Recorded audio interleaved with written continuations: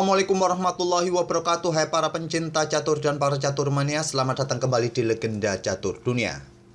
Selamat tahun baru 2023 kawan. Semoga di tahun 2023 nanti semua resolusi cita-cita kalian bisa mudah tercapai. Amin ya rabbal alamin. Bagi kawan-kawan yang belum punya pekerjaan, semoga di awal tahun ini segera mendapatkan pekerjaan.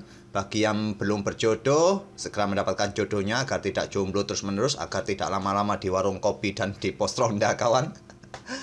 Oke, setelah kejuaraan dunia Rapid dan Blitz ini, dalam beberapa hari mendatang sampai tanggal 13 Januari belum ada turnamen besar yang akan digelar. Nanti tanggal 13 Januari akan ada turnamen Tata Steel kawan yang diikuti oleh Magnus Carlsen, Ding Liren, dan beberapa anak-anak muda seperti Vincent Kemmer, Abdus Satorov, Arjun Pragnananda, ataupun Guges akan diundang di event tahunan dari Tata Steel Chess Tournament. Namun sebelum itu, untuk menunggu Tata Steel yang akan dimulai 2 minggu lagi kawan, ya admin agak sedikit pusing kalau tidak ada turnamen kawan. Mau diisi apa konten admin ini? Mungkin game-game yang sudah berlalu akan kita coba ulas yang sempat kita lewatkan. Terutama untuk beberapa hari mendatang ini, saya akan mengulas beberapa game yang sempat terlewatkan dari FIDE World Rapid and Blitz Championship yang sudah dimenangkan oleh Magnus Carlsen beberapa hari yang lalu. Carlsen memenangkan titel Rapid dan Blitz-nya kawan. Di posisi Rapid, Magnus Carlsen mengungguli pesaing terdekatnya yaitu Vincent Kemmer dan Fabiano Caruana dengan selisih setengah poin. Vincent Kemmer menempati posisi kedua atau runner up kawan dengan perolehan yang hanya selisih setengah poin atas Magnus Carlsen. Vincent Kemmer di babak terakhirnya menghadapi MVL ini juga sebetulnya punya kesempatan untuk memaksa tie breaks. Dalam permainan endgame melawan MVL, dia sempat unggul satu pion, tapi memang dalam posisi yang sulit untuk mendapatkan progres kawan, akhirnya berakhir miss dan tidak bisa memaksa Carlsen di permainan tie breaks. Permainan bagus dari Vincent Kemmer di Rapid kawan, tapi sayang tidak berlanjut ke sesi Blitz. Sesi Blitznya dia menempati posisi ke-13. Jika tahun lalu anak muda yang naik daun adalah Abdus Satorov yang menjadi juara dunia Rapidnya mengalahkan Ian Nepomniachtchi di tie breaks, sekarang kita lihat Vincent Kemmer ini kawan, dimana di pertandingan Rapidnya dia hanya kalah 2 kali. Kalah oleh Magnus Carlsen di babak ke-10 dan kalah oleh Artemiev di babak ketiga.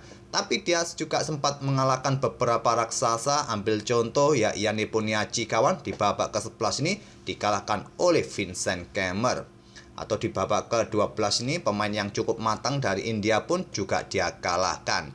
Kita akan coba melihat permainan Vincent Kemmer kawan berhadapan dengan Ian Nepomniachtchi di sesi Rapid di babak ke-11, di mana Ian Nepomniachtchi sendiri kawan di turnamen ini kurang bagus juga posisinya. Di Rapid dia berada di posisi ke-14 dan sempat juga mendapatkan teguran dari panitia atau wasit karena outfitnya kawan. Pakaian yang dia gunakan menggunakan simbol-simbol tertentu, akhirnya kena teguran juga.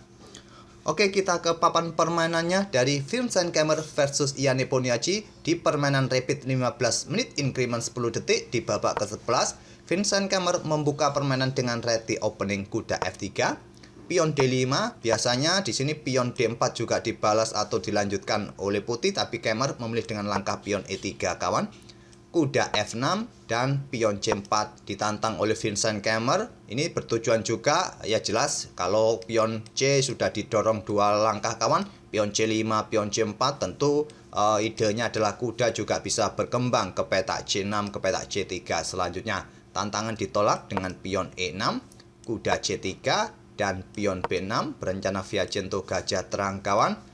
Dilanjutkan pertukaran langsung oleh Vincent Kemmer, pion C pukul pion D5 diambil balik dengan pion E kawan untuk mendapatkan tetap kontrol petak pusat terutama petak-petak terang ini. Pion G3 berencana Fianchetto juga gajah D6 terlebih dahulu. Gajah B7 seperti yang kalian siapkan untuk Fianchetto juga bagus kalian pilih. Tahap pembukaan masih menjadi banyak pilihan bagi para pemain kawan, tapi memang secara urut-urutannya nanti konsekuensinya juga bisa berbeda. Gajah G2, di sini rokade kedua pemain di langkah ke-7 dan ke-8-nya bagi Vincent Kemmer. Barulah gajah Fianchetto B7, sekarang pion B2 dimainkan oleh Vincent Kemmer. benteng E1, kuda bergerak ke petak B5, mencoba pressure gajah D6, atau bermain dengan pion D3 untuk kontrol petak-petak terang dari aktivitas kuda yang ingin mencoba manuver kawan. Juga bisa kalian lanjutkan. Vincent Kemmer punya ide Fiacento gajah gelapnya juga di diagonal gelap panjang. Jadi double Fiacento akan dimainkan oleh Vincent Kemmer. Kuda B berkembang ke D7 melanjutkan pengembangan, gajah B2 dan kuda C5. Ingin menempati outpost petak D3 ataupun petak E4 kawan, dicegah dengan pion D3. Kontrol petak D3 membuka akses menteri ataupun kontrol petak E4 mencegah pergerakan salah satu kuda. Pion A6 lanjut Ian Nepo dibalas dengan langkah benteng C1 menempati lajur C semi terbuka. Benteng E8 juga melakukan hal yang sama, cuma beda lajur kawan. Di sini kuda ke E2 sesegera mungkin membuka akses gajah gelap di diagonal gelap panjang. Persiapan juga menuju pusat kawan. Kuda ke D4 dicegah dengan langkah kuda E6. Tetap lompat ke petak D4, terjadi pertukaran didahului oleh Ian Nepo. Diambil balik dengan kuda, diambil balik dengan gajah, masih akan memberikan tempo bagi pion C5 hitam kawan. Vincent Kemmer memilih ambil balik dengan kuda, pion C5, dan di sini petak E2 sedikit lebih baik bagi pergerakan kuda, tapi memilih langsung menyerang gajah. Gajah dipertahankan mundur ke petak F8. Apakah nanti rencana pion G6 dimainkan terus ditempatkan di diagonal gelap ini untuk di Fiacento? Bisa jadi kawan. Menteri F3 langsung keluar memberikan tekanan. Kalian harus berhati-hati, jangan coba mendorong pion D kawan, karena gajah kalian bisa tewas. Atau kalian juga harus berhati-hati soal menteri ini berada di lajur F, memberikan pressure bagi kuda yang ada di petak F6. Kuda ini siap dikorbankan, melakukan pertukaran nanti ke petak H6 dengan tempo skak. Diambil oleh pion dan kuda di F6 ini bisa tewas. Diantisipasi oleh Ian Nepo dengan benteng E6, menjaga kudanya kawan dari potensi ancaman kuda putih ke petak H6. Dan di sini Vincent Kemmer mulai mendorong pion G4-nya. Menteri ke petak F4 juga bagus, dia mendorong pion terlebih dahulu. Mungkin barulah nanti bergerak ke petak ini agar tidak kena serangan dari kuda di petak H5. Atau dengan ide didorong lagi kawan, kita tunggu saja. Pion G6 balasan dari Ian Nepo. Membuat pergerakan pion sayap menteri dengan pion A5 dengan ide membuka sebanyak mungkin diagonal terang bagi pergerakan gajah terangnya, atau juga bisa disebut langkah menunggu kawan. Kalaupun ada pion G5, kalian bisa tarik mundur saja kuda ke petak E8, tak ada masalah. Masih belum ada ancaman yang serius di sisi raja, walaupun begitu agresif putih memainkan pion-pionnya. Ya paling tidak pion H4 akan dilanjutkan oleh putih nanti kawan. Memilih dengan pion G6 dimanfaatkan oleh Kemmer mendorong pionnya lagi kawan. Saling membuat tantangan pertukaran kuda, ditolak, dan di sini kuda ke petak H6. Seumpama diterima dengan langkah pertukaran semacam ini, pion putih F6 ini akan cukup mengganggu kawan. Kecuali kalian berani untuk melakukan pengorbanan kualitas perwira semacam ini, tetap akan merugikan hitam. Kuda akhirnya ditarik mundur, terpaksa kawan mundur ke petak E8. Kuda H6 memaksa pertukaran, gajah sikat kuda H6 diambil balik oleh pion G, menteri G5. Coba mengepin gajah atau ingin rebut pion putih H6 ini agar tidak mengganggu petak gelap G7-nya. Cukup berbahaya dengan kekuatan gajah gelap yang sudah melongo seperti ini kawan, bisa saja dimanfaatkan oleh putih nanti. Pion D4 lanjut Vincent Kemmer untuk menantang pertukaran pion. Lajur C-nya ingin segera dibuka kawan, ditolak dengan benteng C8 untuk mendukung pion C-nya terlebih dahulu sebelum didorong. Kalau Stockfish menyarankan langsung mendorong pion kawan, mengorbankan pion. Kalau diterima, kalian bisa melangkah kuda ini ke petak F6. Tapi memilih dengan langkah benteng C8 kawan, dan coba perhatikan benteng ini berada satu diagonal. Ini bisa dimanfaatkan oleh putih nanti untuk memberikan serangan seperti ini, tusuk sate. Tapi dengan keberadaan menteri yang ada di petak G5 mengepin gajah, sementara gajah ini terkunci. Oleh karena itu ditantang atau diblokade terlebih dahulu pimpinan dengan menteri G3. Dan di sini sudah saatnya kawan melakukan pertukaran semacam ini agar tidak kena potensi ancaman serangan tusuk sate. Di sini bisa bermain dengan kuda D6 untuk blokade ancaman jika ada serangan tusuk sate dengan pion F5 kawan. Tapi Ianepo memilih ambil pion H6 agar tidak mengganggu peta gelapnya, memberikan kesempatan serangan tusuk sate kawan. Dan di sini benteng naik ke peta E4 oleh Ianepo, gajah bisa sikat benteng di peta C8. Kalau blokade dengan pion F5, tidak ada kuda di peta-peta ini kawan yang menjaga peta F5 ini. Simple, gajah akan tetap melanjutkan untuk serangan. Karena pion tidak bisa ambil balik gajah dalam posisi kena pin kawan. Tetap saja akan merugikan hitam. Jadi benteng E4 pilihan Ianepo. Dan di sini bukan gajah langsung ambil benteng langkah terbaiknya kawan, tapi pion dipukul pion C5 terlebih dahulu. Kalaupun benteng ini diselamatkan, dipertahankan, ambil contoh bergerak ke peta ini untuk mendapatkan pion. Jika pion pukul pion, di sini bisa bergerak dengan gajah mundur ke peta G2 ataupun juga bergerak ke peta D7. Sama saja juga kawan, memberikan tekanan terus. Kembali lagi ke langkah aslinya. Di langkah aslinya Vincent Keymer memilih ambil benteng langsung, gajah ambil benteng C8, dipukul balik oleh gajah. Selanjutnya pion F3 menawarkan pion E3 kawan, demi membuka lajur E untuk menantang pertukaran benteng kawan. Kalau lajur E ini terbuka nantinya, ya salah satu benteng ini akan digeser untuk menantang pertukaran. Langkah terbaiknya ambil pion ini dengan menteri.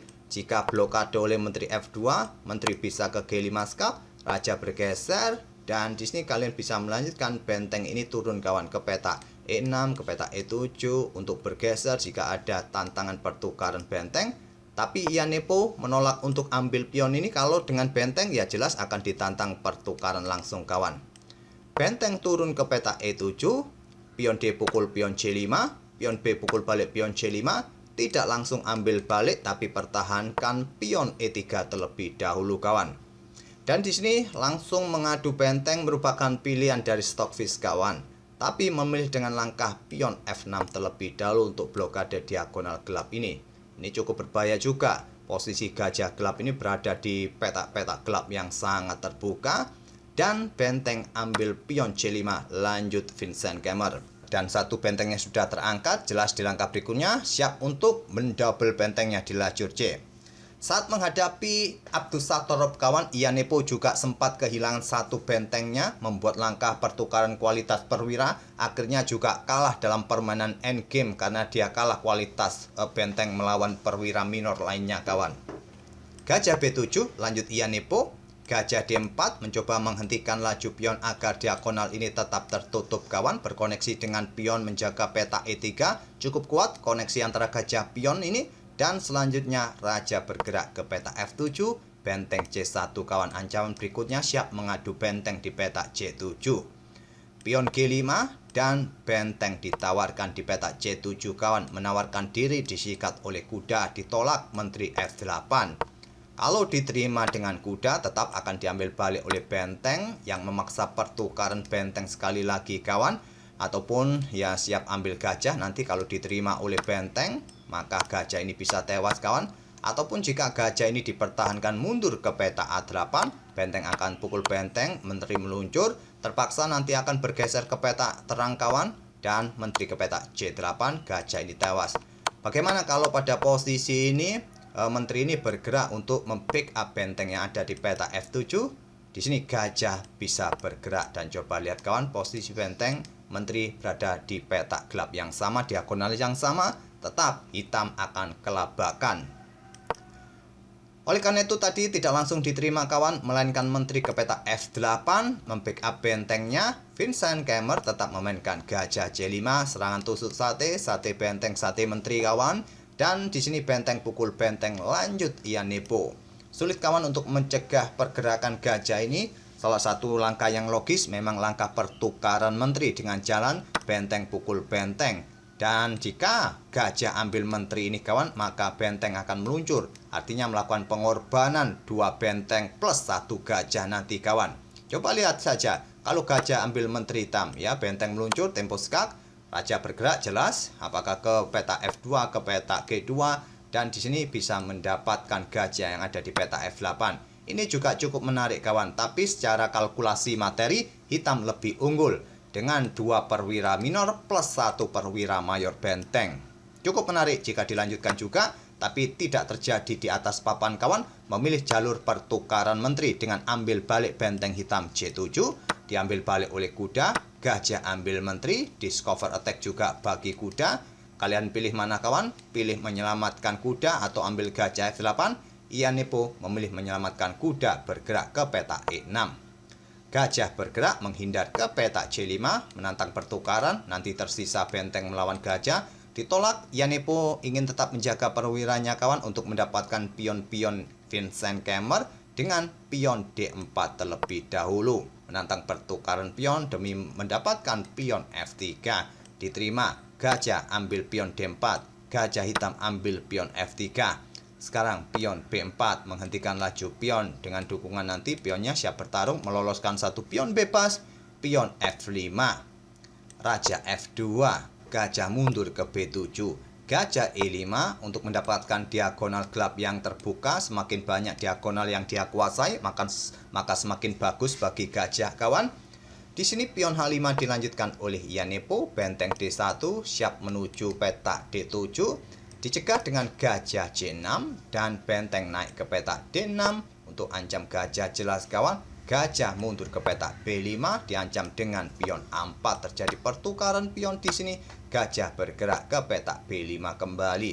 Diancam oleh benteng B6. Gajah bergerak ke peta D3 siap berkoneksi dengan pionnya. Dijawab dengan langkah benteng B7 skak. Raja bergeser ke peta G6. Dikejar dengan langkah benteng E7 untuk ancam kuda agar meninggalkan peta G7. Kuda lari ke peta F8, benteng melakukan ancaman terlebih dahulu ke peta G7 skak, memaksa raja bergeser ke peta H6, dan sekarang benteng bergeser ke peta C7. Raja kembali ke peta G6, pion B5 ditawarkan kawan, tapi tidak berani ambil, memainkan kuda ke peta E6. Kalau ambil pion ini bahaya kawan, ancamannya seperti ini. Benteng akan kembali ke peta G7, memaksa raja akan ke peta gelap, ke peta H6. Benteng digeser lagi dan double ancaman. Coba lihat ini kawan, skak, nanti kuda ini juga tewas, double ancaman. Kalaupun gajah mengancam benteng di peta-peta ini, ya benteng siap naik di baris ke-6. Dan coba lihat, gajah juga bisa tewas. Salah satu perwira hitam akan tewas nanti.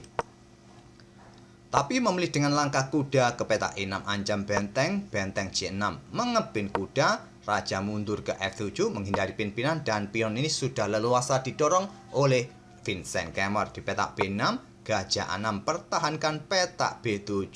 Di sini benteng turun terlebih dahulu untuk mengawasi lewat belakang kawan.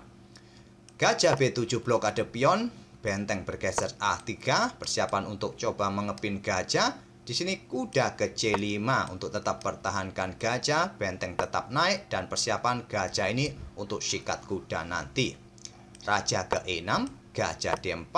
Di sini kuda bergerak ke E4 skak, raja ke E1, kuda ke D6 tetap mengawasi gajahnya. Dikejar terus oleh gajah C5. Gajah terang bergerak ke peta E4, dan sekarang gajah sikat kuda diambil balik. Setelah benteng digeser ke peta G7 ini kawan, Ianepo menyerah di langkah ke-60. Tidak perlu terburu-buru pada posisi ini langsung mendorong pion karena raja akan bergerak ke peta C7. Kalau sudah begini, jangan promosikan dengan menteri kawan, percuma juga akan diambil oleh raja. Promosikan saja dengan kuda dan diambil oleh raja. Oleh karena itulah pergerakan benteng ini membatasi pergerakan raja agar tidak melintas ke peta gelap C7. Pion siap didorong atau mengawasi juga pion G ini kawan. Nanti kalau sudah didorong ya raja sudah tidak bisa melintas di baris ke-7 kawan. Pion ini akan tewas oleh gajah, tapi gajah juga tewas oleh benteng. Tetap putih akan menang. Oke, itulah kawan salah satu permainan yang cukup bagus dari Vincent Kemmer dengan langkah-langkah presisinya kawan. Dari semua langkah Vincent Kemmer sampai 60 langkah ini saya dapatkan tidak ada langkah yang begitu krusial kesalahan dari Vincent Kemmer kawan. Hanya tadi langkah gajah terangnya yang ambil benteng di peta C8 menurut Stockfish merupakan langkah yang kurang presisi. Tapi menurut kita ya langkah itu cukup lazim untuk mendapatkan benteng, melakukan pertukaran dengan gajah, sesuatu yang masuk akal. Tapi engine menilai langkah itu kurang kuat menurut engine. Tapi akhirnya juga Ianepo kelabakan dengan kehilangan bentengnya kawan. Semoga permainan dari kedua pemain ini bisa menghibur kalian, dan mungkin kawan-kawan ada requestan silahkan ketik di kolom komentar.